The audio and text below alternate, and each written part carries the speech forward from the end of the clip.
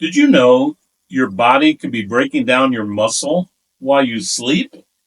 Well, ours was until we learned how to stop it, and it didn't involve lifting weights at 2 a.m. This is Taff. She's got strong opinions, stronger quads, and a fridge full of cottage cheese. I do. And this is Jim. He's not flexing on Instagram, but his biceps are definitely still on the payroll. And together, we're Unretired AF.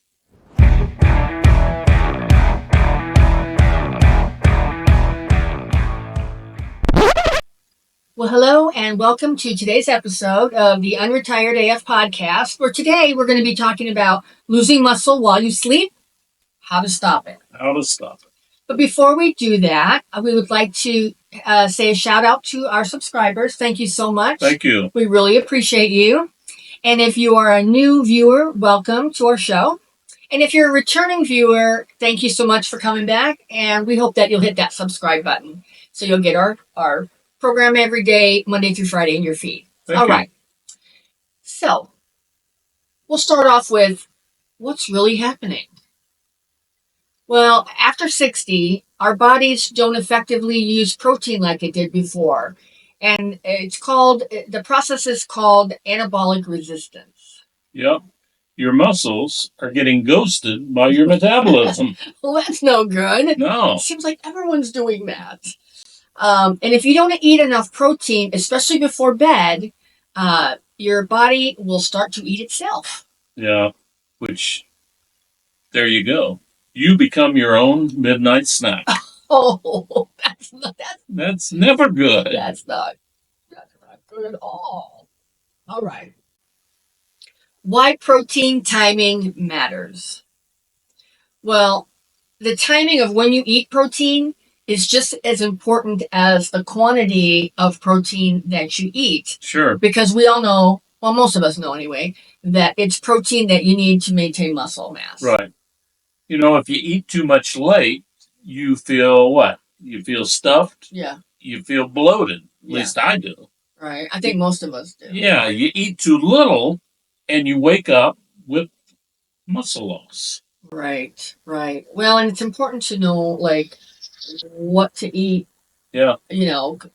So basically, if you have a small protein snack about 30 to 60 minutes before bed, that'll keep your body from going into catabolic, from going catabolic overnight, which is really bad. And carbs aren't going to stop that. So, don't carb out right before you go to bed. That's not going to help. You need protein. So some common ones would be cottage cheese. Oh, yeah.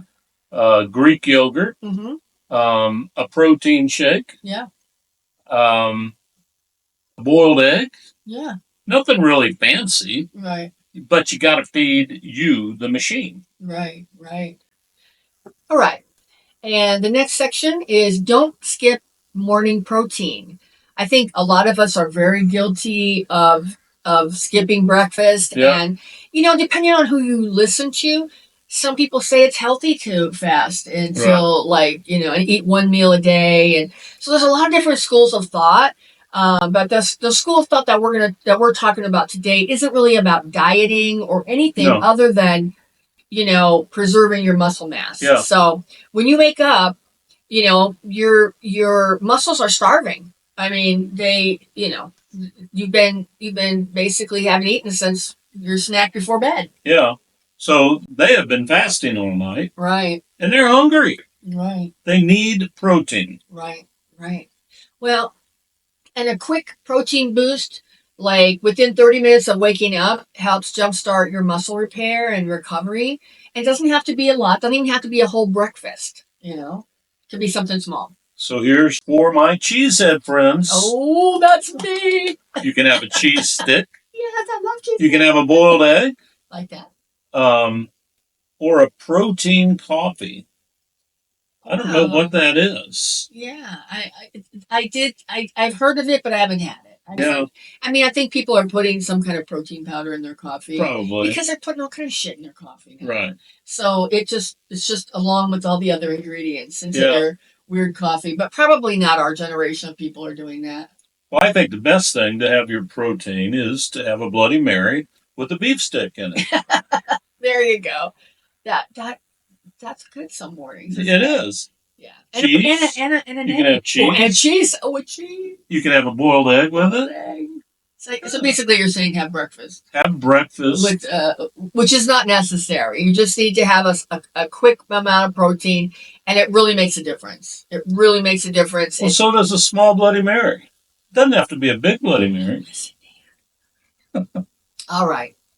The next section is hydration plus movement equals strength insurance. And at our age, we want to definitely make sure that we have strength. A lot of you don't know. I probably don't know. I didn't know until I started researching for this episode. But our muscles are 76% water.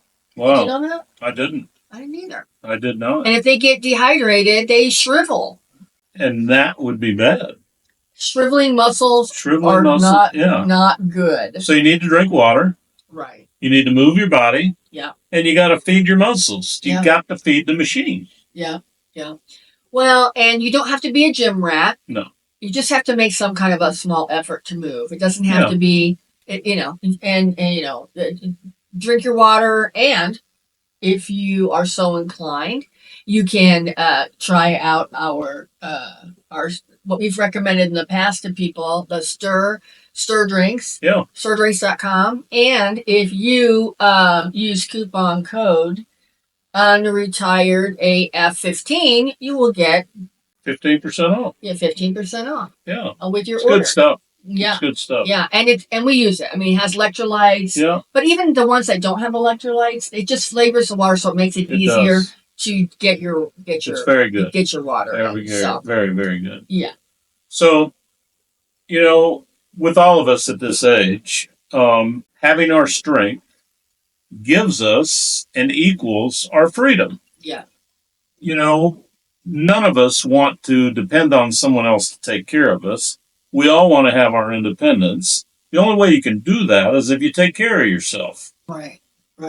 You got to feed those muscles. Well, and I think that's one of the things that is bad about, I think, a lot of people in our age range, the boomers and the Gen Xers, is that I think that we sacrifice our body a lot. Yeah.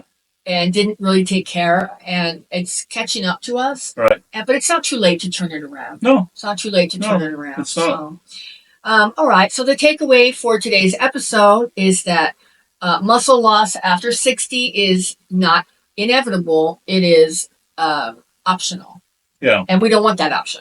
Yeah. So you need to really have small good habits. Yeah.